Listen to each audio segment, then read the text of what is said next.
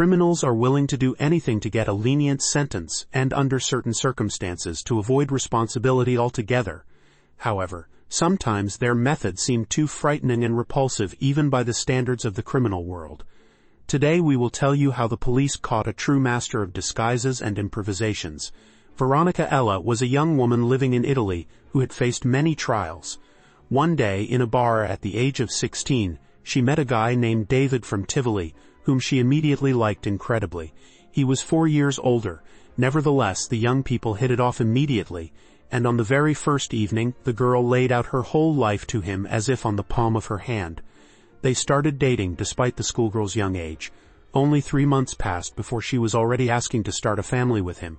Veronica was sure that she wanted a child from him. The young man agreed, they moved in together, and soon the girl found out she was pregnant. In 2006, their son Lawrence was born. At that moment, Veronica was only 17 years old, and her boyfriend was 21. During this period, her family was in a difficult situation. The heroine of the story had constant conflicts with her parents, so she gladly ran away from home, and the birth of a child out of wedlock became another reason for nitpicking from relatives. Nevertheless, Veronica managed to create a semblance of a family despite her young age. Contrary to the expectations of the older generation, everything was going well. Unfortunately, fate had a cruel denouement in store for them. But until that moment, the young woman tried with all her might to give the child everything he needed. Later, the couple officially registered their marriage. The young woman and mother became pregnant for the second time and gave birth to a boy whom they named Diego. In fact, Veronica was still partially in the care of her parents. Her husband worked, but his efforts were not enough to keep a family with 2 children afloat. The families of the young people on both sides supported them in every possible way, primarily financially. In turn, the heroine of the story had no intention of getting a job. She devoted herself entirely to caring for the children and the household. Her husband considered her a good wife. She was a good homemaker, neat, and a loving mother. The children grew up, and their relationship with their mother was described as warm. Veronica spent all her free time with them, but at times it resembled a friendship between peers. Apparently, this was due to the young age at which the girl became a mother. Many said that during this period she was still in a rebellious mood. It was for this reason that she had more and more conflicts with her parents. The elders believed that she could not be a full-fledged mother if she perceived what was happening as a game. Any attempts to get through to Veronica ended in hysterics on her part. The young family lived in a rural area where everyone knew each other.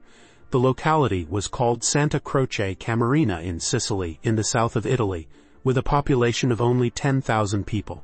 Despite the entourage of a cozy small town, such early motherhood was a rarity here.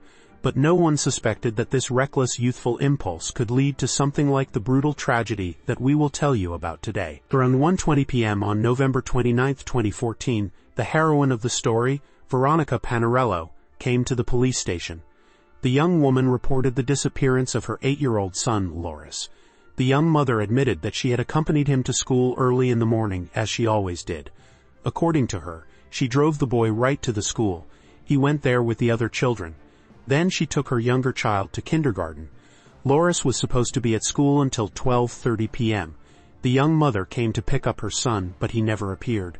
The mother became worried and could not find him there. After that, she immediately decided to go to the police station to file a report about the disappearance of her 8-year-old son. The police immediately contacted the school, but none of the teachers or staff had seen the missing boy that day. The students also confirmed that they had not seen him near the school or in class that day. They thought he might be skipping classes. Some suggested that he had been kidnapped, but no one believed that the boy would willingly get into a strange car. He was too smart for that. Then the question arose: how could he have ended up on the street if his mother had walked him to school and seen him go inside? During this period, her husband, Davide Stival, worked as a driver. He was in Rome on another trip. At that moment, the man was 29 years old, and his wife was 25. The carabinieri immediately called the child's father. He was surprised by the police message. As it turned out, Veronica had not even informed him of what had happened. After that, the man immediately called his wife. Veronica confirmed that she could not find Loris. Then the husband took a plane to get to the city from Rome as quickly as possible. When he arrived, the first thing he saw was a post on social media with a photo of his wife and child. It was an announcement that the boy had been found dead. Loris's body was found just 4 hours after the police report. The boy had been thrown into a ravine near an old mill. The place was a few minutes' drive from the couple's home with their children. He was accidentally discovered by an elderly man who was hunting here during his usual walks in the woods. He noticed something suspicious in the mud. As soon as the chance witness got closer, the man realized that it was not an accidentally discarded object, but the body of a child. He immediately contacted the police and reported his discovery. At the scene, criminologists found a mutilated child whose body was unnaturally twisted in the ditch. His pants were slightly pulled down and he was missing his underwear. The police immediately suspected a sexual motive for the crime. Investigators believed that they were dealing with a child molester who, unlike ordinary perverts, not only raped his victims, but also killed them. This made the criminal doubly dangerous. When the local residents learned about the tragedy, panic began in the town. People could not live their former lives, realizing that every child could be in the sights of a predator who had gone on the hunt. The news of the murder in the small village quickly spread throughout the country. The victim was talked about on the main television channels in Italy. The incident became one of the main news stories of 2014, which stirred up the public. People demanded that the police catch the criminal and bring him to justice. In turn, detectives worked tirelessly to find the monster capable of this. To calm the public, the investigators working on the case immediately noticed some oddities. The crime was clearly not committed according to the classic pattern that rapists and maniacs usually follow. The biggest oddity was not even that the child was missing his underwear. After taking it off, the criminal put the pants back on. Such rapists do indeed often collect victims' belongings, but they almost never put the clothes back on after taking a trophy. Moreover, no similar cases had been observed in this area before. The police turned their attention to the deceased's family. Veronica and Davide were decent people. Everyone knew them as a loving young family. Despite the fact that the child was born when the mother was a minor, she was now an adult woman, and she really gave the impression of a loving parent. In any case, in such situations, the family can provide the most valuable information. Therefore, the investigators came to talk to the parents of the murdered boy. Here the police found out that Davide spent very little time at home. He was a driver, and was with his family for no more than 5 days a month. The children spent almost all their free time with their mother. Thus the young woman was constantly alone, without her husband. It was difficult for her to cope with household duties and raising children alone. The woman often complained about the difficulties against the background of her loneliness. Rumors spread through the town that she had lovers. However, this information could not be confirmed upon verification. In the family's house, the police found Veronica. According to Davide, she was destroyed by this tragedy. The young mother cried constantly and refused to eat. Later, this led to her becoming exhausted. The young woman was taken to the hospital, where she had to be put on special IV drips with a nutrient solution to prevent her from dying. The police saw her during this period. She really looked bad. Veronica was broken emotionally. This was even manifested physically. She had huge dark circles under her eyes and an unhealthy pallor of her skin. During this period, Loris's younger brother Diego was still living in the family. However, later the parents took him to his grandparents, as the mother was in an unstable mental state. She not only did not take care of herself, but also ignored the child's needs. The husband supported his wife all this time, and he had to quit his job, despite the hardship with which the family was experiencing the loss of a child. The investigators decided to take both parents to the place where Loris's body was found. The police made video recordings. They believed that this trip could provide useful data. In the video, you can see not even Veronica, but literally the shadow of a person, so hard she was experiencing the loss of her son.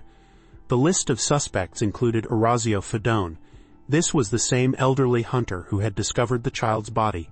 The detectives suspected him because the man had led them to the victim just 4 hours after the boy was reported missing. Of course, it could have been a coincidence, but it was worth making sure how the man managed to find the deceased so quickly. The investigators began a large-scale check, but they could not find a connection between the hunter and the evidence. He successfully passed a polygraph test, had a confirmed alibi for the morning of Loris's disappearance, and his fingerprints and DNA were not on the boy's body. Nevertheless, the increased interest in Fedone led to local residents starting to accuse Veronica of having an intimate relationship with his grandson, and even with him himself. In the end, after rather harsh checks, all suspicions were lifted from him. The detectives made sure that he had indeed found the boy by chance. He was unlucky to be in that place just a few hours after Loris was reported missing. At the same time, the investigation ran out of all assumptions and leads. No evidence pointing to the perpetrator was found, so it was decided to call in reinforcements of carabinieri from Rome to assist in the investigation. The new participants in this case, having studied all the materials, considered the mother to be involved in her son's disappearance. They immediately noticed the problems in the relationship between Veronica and her relatives.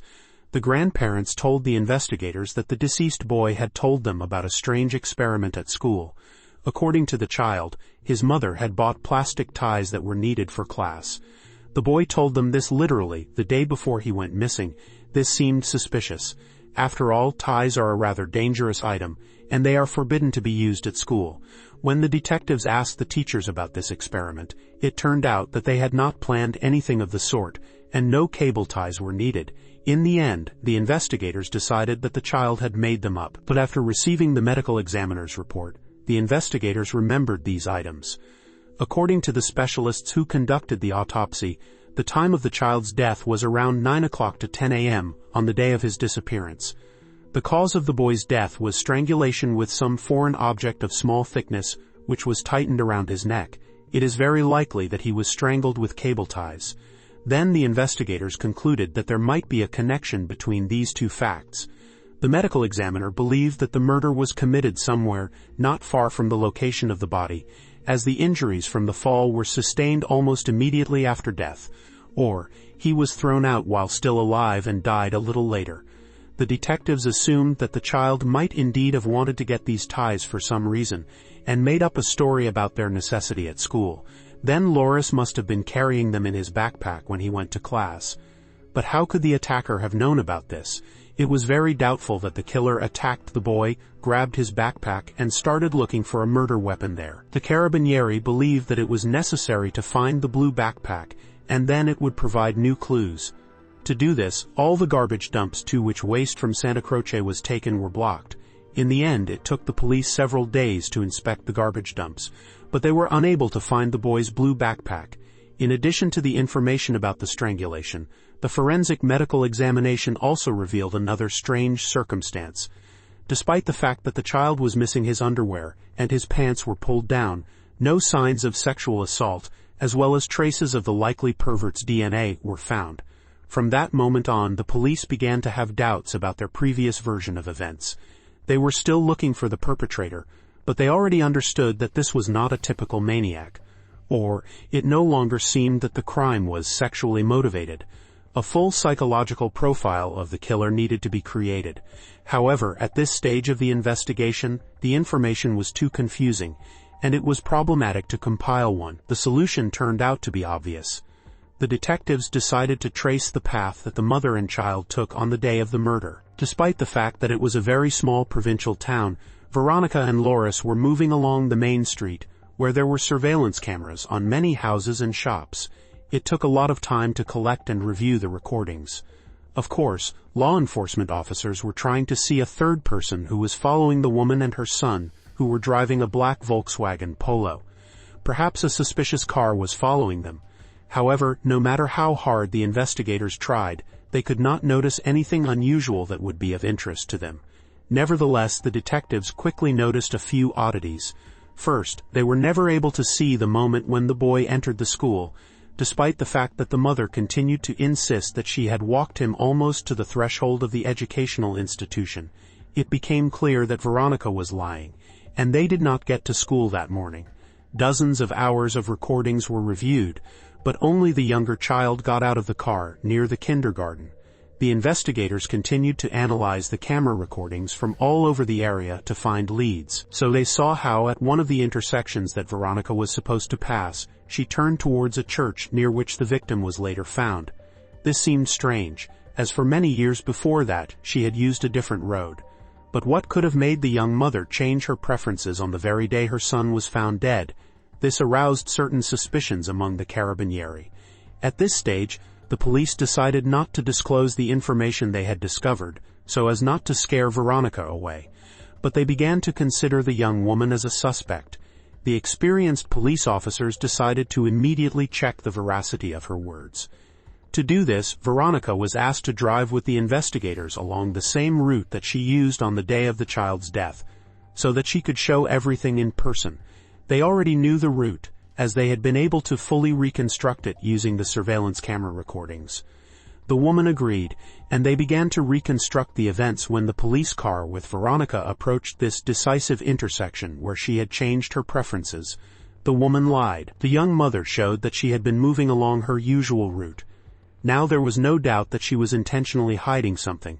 She became the main suspect because of her lies. Therefore, the detectives decided to search the family's house and also took Veronica to the station for questioning. Realizing that the police considered her a probable killer, the woman began to get indignant. She claimed that under no circumstances would she have harmed her son, but the investigators were convinced of the opposite. The interrogation lasted for several hours, but Veronica stubbornly insisted that she could not be guilty. During the conversation, the mother admitted that she had dropped off her eldest son 500 meters from the school because she was in a hurry, and the boy was supposed to walk to school himself. Therefore, as the mother believed, someone could have attacked him on the way. When asked what she was doing near the ravine that morning when her son was killed, the woman denied her whereabouts there and claimed that she was not familiar with the area at all. But that was, of course, not true. Veronica's sister confirmed that they had often been there as children and knew every meter perfectly, and her presence there was confirmed by camera recordings. The detectives had to re-watch many hours of video recordings to confirm their suspicions and find more clues. The murdered boy's father was brought into the process. At first, he did not believe that his wife was involved in his son's murder. Davide did indeed recognize his wife and 2 children on the camera recordings when they left the house in the morning. However, instead of taking her eldest son to school, she brought him back home. A silhouette resembling Loris appeared on the camera recordings. He was not seen on the footage after that. After that, Veronica took her younger child to kindergarten and came home. Contrary to her habit, she did not park the car in front of the house, but drove into the garage in reverse. This happened around 9 a.m. According to the detectives, the boy was killed during this period. He was absent from school and stayed at home. And when the mother drove into the garage, she was doing something out of sight of the cameras. All this looked too suspicious. It was felt that she was intentionally hiding something. When the main suspect was informed about this, she continued to deny her guilt. According to her, she took her older child to school and then took the younger one to kindergarten. Only after that did the mother return home and go about her business. She insisted on the version that he could have been kidnapped right in front of the school. However, the police did not believe this. They saw on the camera recordings how the 23-year-old young mother drove out of the house again, and just 2 minutes later, she headed down the road to the old mill where the boy's body was later found. She returned home at 9:38 and was guaranteed to be alone. Given how quickly everything was done, the child must have been dead when she threw him into the ditch. Already at 9:41, Veronica went to the cooking classes that she regularly attended. They started at 10 o'clock, so she left early so as not to be late and not give herself away. Here, no one noticed anything unusual in her behavior. She looked the same as always. The GPS of her phone and car confirmed Veronica's route, which the detectives had uncovered. But unfortunately, at that moment, the police still did not have enough evidence to charge her. Therefore, the investigators continued to collect information, and the woman was placed under arrest for the time being. They still had no evidence, testimony, or recordings of the mother killing her son. It seemed that the criminal was about to be exposed. But suddenly, a female police officer who was on duty near the school came to the station. She confirmed that Veronica had dropped her child off from the car in front of the school, allegedly on the day of the murder. Nevertheless, the investigators did not blindly trust their colleague's words. Her testimony was refuted by the camera recordings. As the main suspect had taken this route daily and performed the same actions, the female police officer could have simply mixed up the dates. At this time, the young mother was behind bars and literally screaming about her innocence. However, the seed of doubt had already begun to sprout when the carabinieri told the husband about Veronica's lies regarding the route she had taken Loris on. He also sided with the investigation and considered her behavior suspicious. The police believed that this was a favorable moment to obtain evidence. They knew that the suspect must trust her husband, so it was decided to send him to meet with her so that the man could try to get a confession from her, or at least some new facts. In essence, Veronica was the only person who had the complete picture of that fateful morning. Davide admitted that it was a good idea, but he said that he did not want to get her convicted. He just wanted to know the truth, so he agreed to talk to his wife in person, behind bars, without being bugged. On January 6, 2015, a month after the murder of Davide's child, he came to meet with his wife. According to the laws of the country, he had no right to be in prison. But for the sake of the opportunity to solve the crime, the police made an exception. At the meeting, Veronica did not even say hello to him, but first of all asked if he had a microphone for listening. The husband denied this and showed its absence. There were indeed no sound recording systems on him. They were not needed, as the meeting was being filmed by a prison camera. The suspect continued to claim that she was not involved in what had happened. She insisted on her version of events. Veronica kept repeating the same thing to everyone, the police, her lawyer, her husband, and the relatives who visited her in prison, that she was taking her son to school and did not know what happened to him next. The detectives could not prove the mother's involvement in the murder. Even the motive itself was in doubt. Everyone spoke of her as a decent woman who sincerely loved her sons. Of course, there were also numerous malicious tongues, but all the words were checked by the investigators. The rumors were not confirmed. Veronica was indeed a caring mother. The only lead that seemed plausible to the detectives to explain the crime was depression or emotional instability. The main suspect was indeed in a very heavy, depressed mood, which was aggravated by her imprisonment. The investigation stalled. Soon, the detectives came up with a new idea. It was decided to allow the mother to go to the child's grave to say goodbye to him. Veronica was taken to the place, accompanied by as many as 10 cars with flashing lights. It looked as if a dangerous maniac was being transported through the city. Of course, there was already a bug on the tombstone for listening. The officers were sure that by leaving the mother alone with her deceased son, they would hear an apology or a confession of murder, and Veronica began to speak. However, it was not at all what they expected to hear. She sobbed, prayed, and swore that she knew who had done this to her boy and would punish him. This came as a complete surprise to the carabinieri. After that, she was put in a car and was to be escorted back to her prison cell. At some point on the way, the young mother reported that she had had some kind of epiphany at her son's grave. She admitted that she had just begun to remember the events of that fateful day, which had previously eluded her. But she was not going to tell the detectives about it, but wanted to meet with her husband again. On November 6, 2015, her husband came to see Veronica again. Of course, this meeting, like all visits within the prison walls, was recorded. This time, the main suspect admitted for the first time that she remembered that she had not taken her child to school at all on the day of his disappearance. She complained that it was difficult for her to express herself, as the state she found herself in was unusual.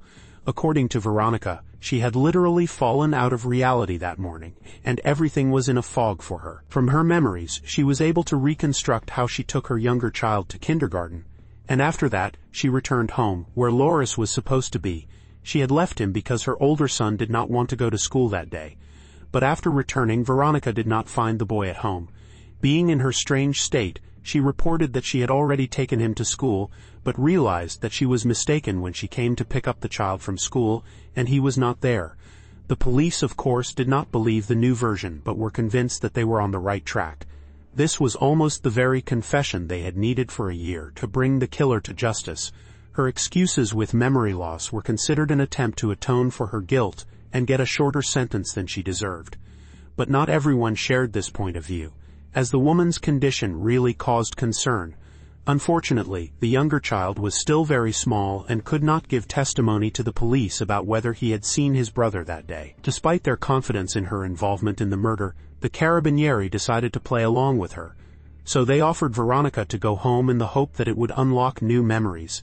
She was led through the rooms, which had remained in the same state as they were on the day of the boy's death. When the main suspect entered Loris's room, something theatrical began to happen. She began to speak in her son's voice, and began to act out the dialogues that had taken place that morning. The detectives saw how emotional she was, and at that moment they were convinced that they were dealing with a real pathological liar and manipulator who was again trying to lead the investigation away from the truth. But could she, being in her right mind, have been deceiving everyone for more than a year? Dozens of specialists had talked to the suspect during this time. No one was able to see through the deception. The lawyer believed that she was really suffering from some kind of mental problems that made this possible. Ultimately, Veronica told a new version of events, in which many still believe, although the police are not sure that everything was exactly as the young mother said. According to her, Veronica returned home from kindergarten and went to wash the baby's bottles. Her older son did not want to go to school, so his mother allowed him to spend the whole day at home. Loris was in his room while the woman was doing housework. She did not hear anything suspicious, but when she entered the room some time later, she saw the lifeless body of her older son with cable ties tightened around his neck. He was probably playing with them and tried to tighten them on his neck. They were connected to each other like a necklace. According to her, her son froze with frightened eyes. He was pulling on one of the ends of the ties, believing that in this way he could open them. But in fact he was only tightening the deadly trap. The mother knew how they worked, but she understood that she could not break them with her hands, so she ran to the kitchen and grabbed a pair of scissors. When the heroine of the story returned and cut the deadly tape, the boy was no longer showing signs of life. He had lost consciousness and was not breathing. According to Veronica, she began to have a panic attack. She immediately took her mobile phone and tried to dial the emergency number. However, she was shaking so much that she simply could not dial the number because she could not hit the buttons, and the numbers were blurry before her eyes. After all this, Veronica realized that she would be the one to be blamed for what had happened. Being in an inadequate state, she decided to get rid of her son's body. Later, a forensic examination confirmed that there were scratches on the child's face and neck. They looked like real attempts to tear the cable ties off with his nails. Unfortunately, they cut too deep into the skin, so it was not possible to tear them off with hands. According to the investigators, in a panic, the mother could have pulled on one of the ends herself, which further aggravated the situation and cut off the oxygen supply completely. At this stage, the police decided to clarify the information and, if possible, awaken new memories. Therefore, Veronica and Davide were again taken to the place where Loris was found. Here, the mother admitted that she had indeed thrown the child into the ravine, but still denied that she had killed him herself. She could not explain why the boy was missing his underwear. This circumstance did not fit into her story in any way. It was also very doubtful why an 8-year-old smart child would put these ties around his neck and start tightening them more and more, and not even call for help. Later, the suspect remembered that the ravine turned out to be too deep, so his pants accidentally slipped off and he was twisted while the boy was rolling to the bottom. At the trial, the prosecution tried to refute the mother's confession. Her uncharacteristic behavior was most alarming. Veronica parked the car in the garage in a completely unusual way, in such a way that it was indeed convenient to load the body into it unnoticed. However, this happened at a time when she could not yet have known about her son's death. According to her, he died later. In the opinion of the prosecution, this indicated a premeditated murder. The defense continued to insist that the mother had not killed the child, but that he had killed himself through negligence. Realizing the severity of what had happened, Veronica simply got scared. The woman was in a state of shock, so she took the body out and threw it away. However, she could not answer one of the key questions. The prosecution could not understand why she had taken off the boy's underwear and then put his pants back on. According to Veronica, she simply did not remember this. The prosecutor considered her actions an attempt to stage an attack on the boy by a rapist in order to lead the investigation down a false path. Initially, her plan worked, and the police were looking for such a criminal, but later they realized that it was part of a setup. During the trial, an unexpected plot twist emerged in this case. Veronica confessed that the boy's paternal grandfather, named Andrea Stival, had killed Loris. She allegedly had an affair with her husband's father. That day, the child caught them having sex and began to threaten to tell his father everything. In a fit of anger, the grandfather attacked the boy and strangled him. Despite this strange turn of events, law enforcement was forced to check the defendant's claims. They again turned to the surveillance camera recordings. Thus they found out that no men had entered the house that morning. But in those frames where Veronica left the house around 9:30, a dark silhouette was indeed visible in the back seat of the car. The Carabinieri were forced to involve specialists to analyze the video recordings, but they claimed that it was not the shadow of a person, but glare on the car windows. He himself denied both the affair with his son's wife and the murder of the boy. He stated that it was another lie of a madwoman. The grandfather had a confirmed alibi. In addition, there were no correspondence or even calls between the so-called lovers, which also refuted Veronica's words. Therefore, no one believed this new version of the defendant. Veronica's behavior suggests that the investigation is dealing with a person with mental disabilities. Her strange behavior was emphasized by all the officers and specialists who communicated with her. One of the detectives recalled that during one of the interrogations, the woman suddenly began to sing, and also her calm and loud speech was repeatedly replaced by an indistinct mumbling under her breath. With a blank look, Veronica seemed to periodically fall out of reality, could start smoking an imaginary cigarette. The defendant's mother said that Veronica had had mental problems before. From an early age, she was repeatedly subjected to sexual abuse by boys. At the age of 14, she tried to take her own life by drinking bleach after a fight with her school friends. The following year, she tried to hang herself in a greenhouse. Veronica underwent treatment in a psychiatric clinic. One day she called her mother and asked her to pick her up, as a male nurse had allegedly raped her. But these accusations were not confirmed, and no one believed the girl. A psychiatric examination showed that Veronica acted cold-bloodedly, calculatingly, and cruelly. She was not found to have serious mental disorders that would have allowed her to be declared insane. The trial lasted for 4 years due to constant postponements and additional investigations. As a result of the trial, she was found guilty of premeditated murder and concealment of a body. The judge sentenced her to 30 years in prison. After that, another performance took place. Obviously, the child's grandfather, to whom Veronica referred as the criminal, was in the courtroom. The defendant disagreed with the verdict, so she stood up and began to again accuse the man of all the absurd things that she had already voiced earlier in court. She was removed from the courtroom and sent to prison. To this day, Veronica is in prison, keeping the terrible truth of the death of the 8-year-old boy, which we will probably never know. But most of the investigators who worked on this case believe that it was not an accident, but a planned brutal murder. Probably on that day, he did not want to go to school. This had happened before. This was not the first time he had skipped school.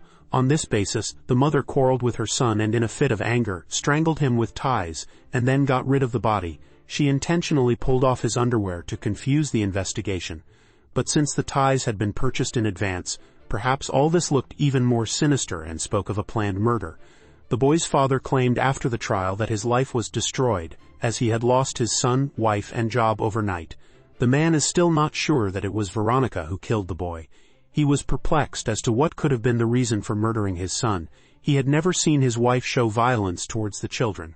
She had always been a caring mother. Now he is trying to live for his younger son, in whose upbringing his parents are helping him. If you liked my work, subscribe to the channel. Support this video with a like. Let's discuss this story in the comments. I recommend watching these videos. Thank you all, and bye.